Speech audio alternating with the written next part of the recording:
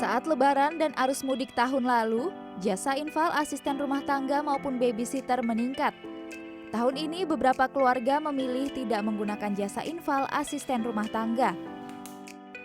Liana, seorang ibu dengan 1 anak mengatakan tahun lalu dirinya memang menggunakan jasa infal ketika Lebaran karena babysitternya mudik dan ia harus mencari pengganti.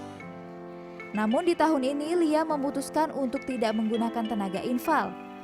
Hal ini didasarkan pada beberapa alasan, mulai dari berhemat, meminimalisir adanya orang baru di rumah ketika pandemi COVID-19, dan babysitternya tidak mudik.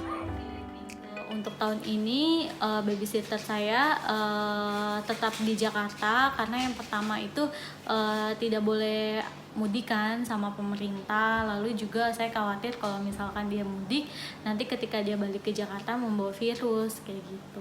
Kalau pakai tenaga infal yang baru itu ada 2 poin sih yang saya ragukan. Yang pertama itu takutnya kita kan nggak tahu ya dia bersih atau enggak dari virus COVID-19 ini.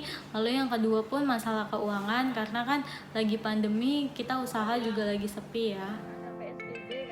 Pengurangan penggunaan jasa infal pun dikonfirmasi oleh salah satu penyedia jasa pembantu rumah tangga dan babysitter, Yayasan Abadi Sejahtera.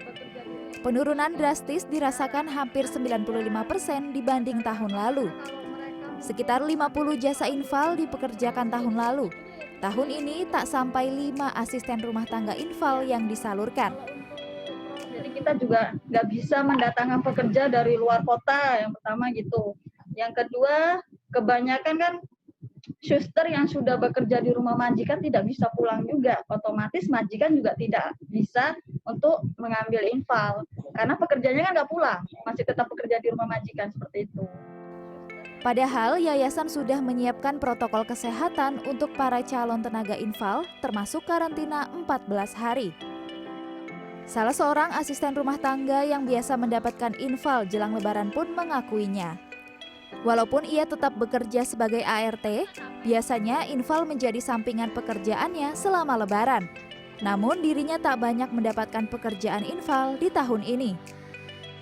Kalau sekarang sejak corona ini nggak rame gitu, ya semangatlah walaupun situasi kayak gini. Sebagai asisten rumah tangga, Lina berharap pandemi COVID-19 segera berakhir. Sandra Insanasari, Septiadi Pradana, Jakarta.